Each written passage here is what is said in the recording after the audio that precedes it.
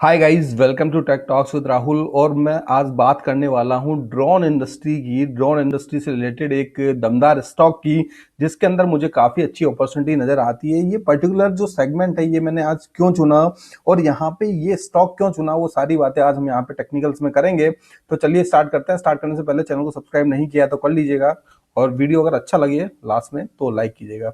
तो चलते हैं, मैं स्टॉक की बात कर रहा हूँ, जेन टेक्नोलॉजी की। और ये जो बेसिकली इसका जो काम है, इसके बिजनेस साइड के ऊपर चलते हैं। तो यहाँ पर अगर देखेंगे तो ये जो है, ये मिलिट्री के जो ड्रोन्स वगैरह जो होते हैं, उसके अंदर ये इनका जो सारी चीजें जो है प्रोडक्शन लाइन के अंदर है, वो यहाँ पे चीजें प्रोवाइड कराते हैं। उसके अलावा अगर ड्रोन इंडस्ट्री की बात की जाए, तो आने वाले टाइम में जिस तरीके से टेक्नोलॉजी को हम यूज कर रहे हैं, जिस तरीके से गवर्नमेंट जो है इन सब चीजों को इनके जो रूल्स थे उनको लिबरलाइज किया है गवर्नमेंट में, जिस तरीके से एग्रेसिवली सब्सिडीज वगैरह प्रोवाइड करा रही है गवर्नमेंट, पीएलआईज गवर्नमेंट दे रही है, तो उस हिसाब से इसके अंदर एक काफी अच्छी खासी अपॉर्चुनिटी आने वाले टाइम में मुझे नजर आता है। क्योंकि ड्रोन के अंदर देखिए, अभी एक हाल ही में अगर हम वीडियो रिकॉर्ड करते हैं, उसमें ड्रोन ड्रोन वगैरह यूज कर रहे हैं, मिलिट्री ड्रोन जो है वो भी यूज हो रहे हैं।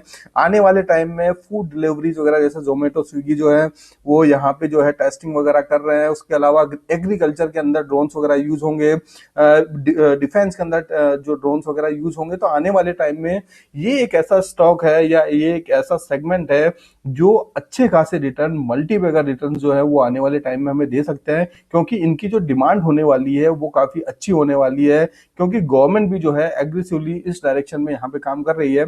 तो अब चलते हैं इस पर्टिकुलर जेन टेक्नोलॉजी लिमिटेड के बारे में। और यहाँ पर अगर देखेंगे, इनकी रेंजेस देखेंगे, तो ये सिस्टम जो है, ये सारे सिस्टम जो है बेसिकली यहाँ पे मिलिट्री से रिलेटेड काफी सारी चीजें हैं, वो सारी चीजें ये कंपनी बनाती है। उसके अलावा ड्रोन्स का भी इनका अच्छा खासा स्टेक है, उसके अंदर भी ये एग्रेसिवली काम कर रही है। और अच्छे खासे जो इनको अगर देखा जाए तो बहुत सारी चीजें जो है, इनको एडवांटेज भी है इस कंपनी को।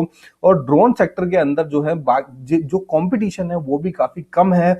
अगर आप अज्यूम करें तो देखिए, आईटी इंडस्ट्री जब स्टार्टिंग के अंदर, जब ये टीसीएस, इन्फोसिस थे, तो ये क्या थे? कुछ भी नहीं थे, राइट? इसी तरह की कंपनीज थी। लेकिन जब इमर्ज हुई चीजें, जब चीजें आगे बढ़ी, तो एक अच्छे खासे मल्टी बैगर रिटर्न जो है हमें देखने को मिले। और आने वाले टाइम में इनके अंदर भी चीजें जो है इस तरीके से हो सकती हैं। तो इसीलिए मैंने कहा है कि ये स्टॉक जो है ये आपको मिलेनियर भी बना सकता है, और जरूर जो संभावना, जो पॉसिबिलिटीज हैं, वो यहाँ पे जरूर देखने को मिलती है। तो ये बात हो गई इसके बिजनेस के रिगार्डिंग। बिजनेस काफी अच्छा है और आने वाले टाइम में और भी अच्छा होने वाला है, नो डाउट। अब क्विकली बात करते हैं इस स्टॉक के बारे में। तो यहाँ पे देखें फंडामेंटल्स के अंदर, तो यहाँ पे अगर देखेंगे तो 1713 करोड़ की कंपनी है, करंट प्राइस 215 है। स्टॉक जो है काफी हाई पी पे ट्रेड कर रहा है, लेकिन अभी भी इसके अंदर काफी पॉसिबिलिटीज बाकी है। 26.8 जो है इसका जो बुक वैल्यू था, और आरओसी की बात की जाए तो 3.27 बहुत कम है। मैं 20 को प्रीफर करता हूं। लेकिन ये एक तरीके से, ये इस तरीके के स्टॉक है जहां पे आपको आरओसी जो है अभी यहाँ पे हाल फिलहाल आपको देखने को नहीं मिलेगी, क्योंकि ये उस जगह पे है जहां से इनको ऊपर उठना है, राइट? अभी ये बिल्कुल बैठे हुए हैं, अभी ऊपर उठेंगे फिर भागेंगे, तो ऑटोमेटिकली आरओसी भी जो है यहाँ पे इंक्रीज होगी। डेट कोई भी नहीं है, वो काफी अच्छा है। प्रोमोटर होल्डिंग काफी अच्छी है। प्लेस कोई भी शेयर नहीं है, दैट इज ऑल्सो गुड। अब यहाँ पे देखा जाए तो यहाँ पे अगर सीधी सीधी बात की जाए तो क्वार्टरली रिजल्ट्स के अंदर यहाँ पर अगर देखा जाए तो यहाँ पे सेल्स के नंबर काफी अच्छे निकल के आए हैं। पिछले क्वार्टर में रिजल्ट्स अच्छे नहीं थे, लेकिन अब वापस से जो है कंसिस्टेंट रिजल्ट्स जो पिछले दिसंबर और मार्च में दिया था, तकरीबन वही वही है। तो आने वाले टाइम में और भी अच्छी चीजें इसके अंदर हो सकती है। ऑपरेटिंग प्रॉफिट इसका जो माइनस में चला गया था वो प्लस में आ गया है। ओपीएम इसका अच्छा खासा है।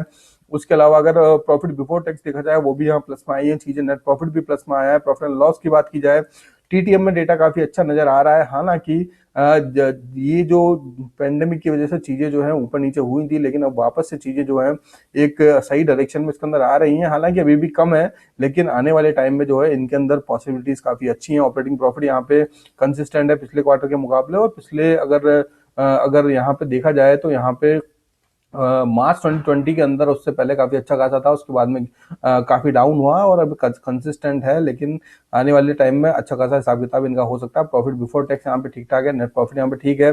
बैलेंस शीट की बात की जाए तो बैलेंस शीट में रिजर्व जो है कंसिस्टेंट रिजर्व ही है, इंक्रीज नहीं किए हैं। बोरोइंग यहाँ पे बिल्कुल नाम मात्र है, दैट इज गुड।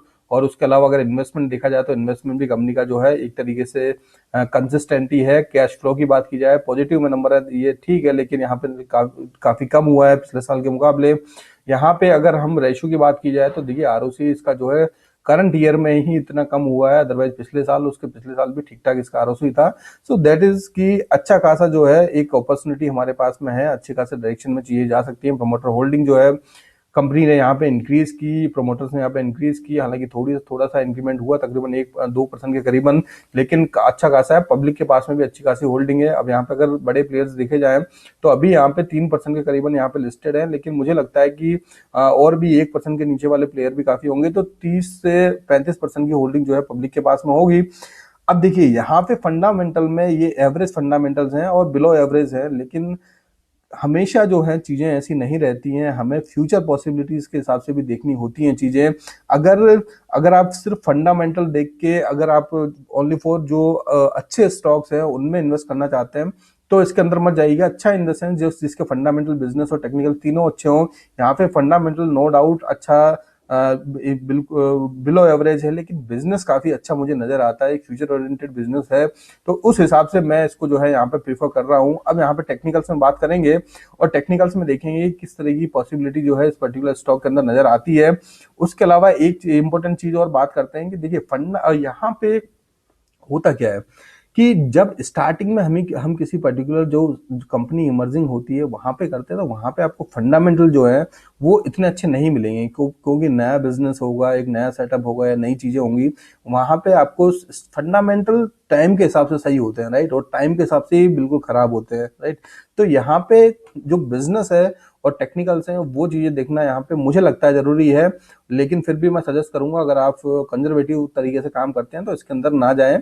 अगर थोड़ा एग्रेसिव काम करना चाहते हैं, थोड़ा बहुत लेना चाहते हैं, एक मैं हमेशा कहता हूं कि इस तरीके के स्टॉक हमारे पोर्टफोलियो में होना चाहिए, ज्यादा क्वांटिटी में नहीं, 2 से 3% की क्वांटिटी में, क्योंकि जब ये भागते हैं तो काफी अच्छा जो है बूम अपने पोर्टफोलियो को मिलता है। तो ये मेरी स्ट्रेटजी है, मेरे काम करने का तरीका है। आप इसके अंदर सहमत और असहमत भी हो सकते हैं।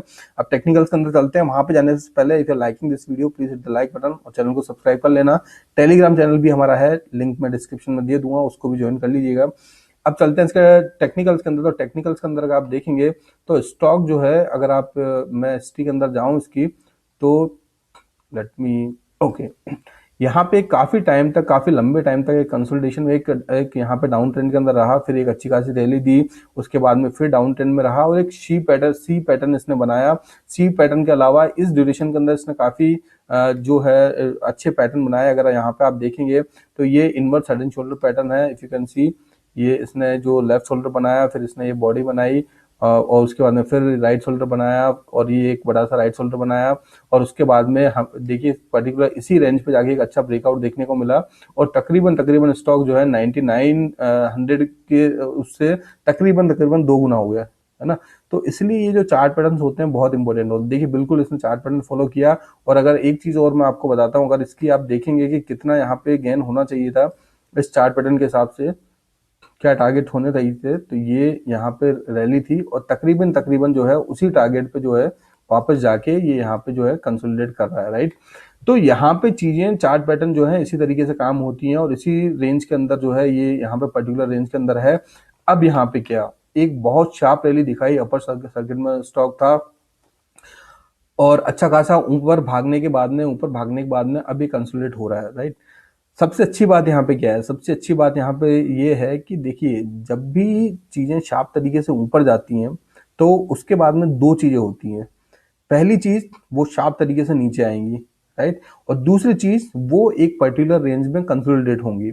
ये एक मैं लर्निंग बता रहा हूँ आपको सीखने के हिसाब से, क्योंकि बहुत से लोग मुझे कहते हैं कि हमें सिखाइए, व्हाट्सएप पे मैसेज करते हैं, तो इसलिए मैं बता रहा हूँ कि किस तरीके से काम करती हैं। तब शार्प तरीके से चीजें ऊपर जाती हैं तो शार्प तरीके 2 चांसेस होते हैं, शार्प तरीके से नीचे आएंगी या फिर कंसोलिडेट होंगी। इसको ऐसे एज ए एग्जांपल ये देख लेते हैं कि सपोज कीजिए आप तेज भाग रहे हैं तो 2 चीजें होंगी। एक तो आप तेज भागे और कोलैप्स कर गए और वहां पे जो है उसके बाद में आपकी जाने की हिम्मत नहीं हुई, आपकी तबीयत खराब हो गई, सांस फूल गई, सारी चीजें हो गई और फिर आप उससे आगे नहीं जा पाए, राइट, या फिर गिर गए वहां पे, ये हो गया। तो एक तो कंडीशन ये होती है। दूसरी कंडीशन क्या होती है, आप भागने के बाद में आपको अपनी लिमिट पता है, उसके बाद में आप रुके, रुकने के बाद में रेस्ट किया, थोड़ा रेस्ट करने के बाद में फिर वापस भागे, तो वो जो सेकंड चीज होती है वो ज्यादा अच्छी होती है। तो वही चीज यहाँ हो रही है, ये भागा यहाँ पे, भागने के बाद में उसने रेस्ट लिया, ये रुका यहाँ पे, रुकने के बाद ये एक कंसोलिडेट हुआ यहाँ पे। अब यहाँ पे जो है अच्छे खासे चार्ट पैटर्न हमें देखने को मिल सकते हैं, अच्छी खासी रैली देखने को मिल सकती है। लेकिन ये जिस तरीके से कंसोलिडेट हो यहाँ पे हो रहा है, उस तरीके से और भी हो सकता है। तो शॉर्ट टर्म के अंदर मैं इसके अंदर बिल्कुल नहीं बोलूंगा कि आप करें। ये ऐसा स्टॉक है जिसके अंदर आप इन्वेस्ट करें, फ्यूचर ओरिएंटेड जो चीजें हैं, जो बिजनेस है, उस हिसाब से कम इसको 5 साल तक होल्ड करें। और ये आपको जो है 2, 4, 5, 6, 10 गुना तक भी रिजल्ट, इससे ज्यादा भी रिटर्न जो है आपको दे सकते हैं। और मैं बिल्कुल नहीं आपको सजेस्ट करूंगा कि ये एक बहुत ज्यादा क्वांटिटी में आप इसको परचेज करें। अगर 1 से 3% के करीबन इसको अपने इसके अंदर रखें, और आने वाले टाइम में ये जो है अच्छे खासे रिटर्न आपको दे सकता है। पर्टिकुलर चीज में बात की जाए तो ये यहाँ पे जो 50 डीएमए है तकरीबन उसी पे ट्रेड कर रहा है, वहीं पे कंसोलिडेट हो रहा है, और यहाँ से एक बार निकलता है तो एक अच्छा खासा रिटर्न, एक अच्छी खासी चीजें, एक अच्छा खासा मूवमेंट यहाँ पे हमें देखने को मिल सकता है। तो यहाँ पे सारी चीजें मैंने आपको बता दी, बिजनेस के रिगार्डिंग, फंडामेंटल्स के रिगार्डिंग और टेक्निकल्स के रिगार्डिंग, और क्यों हमें इन्वेस्ट करना चाहिए और किसको करना चाहिए और किसको नहीं करना चाहिए। कंजर्वेटिव तरीके से काम करते हैं और ना करें। एक चीजों को समझना आता है आपको, एक समझ सकते हैं बिजनेस को, बिजनेस किस तरीके से ग्रो करता है, तो वहां पे आप इसको प्रीफर कर सकते हैं। लेकिन लो क्वांटिटी के अंदर ज्यादा यहाँ पे करने की जरूरत नहीं है, क्योंकि एक रिस्की स्टॉक है। यहाँ पे आप भागने के अलावा ये गिर भी सकता है, और गिरने में जो है आपको नुकसान भी हो सकता है। तो सारी चीजें मेरे कहने पे ना लें, मेरे कहने पे ना करें, अपना एनालाइज करें और उसके बाद में ही जो है कोई डिसीजन लें। तो ये हो गई आज की बात, कल वापस मिलेंगे एक नए स्टॉक के साथ में। In the mean time take care, bye bye.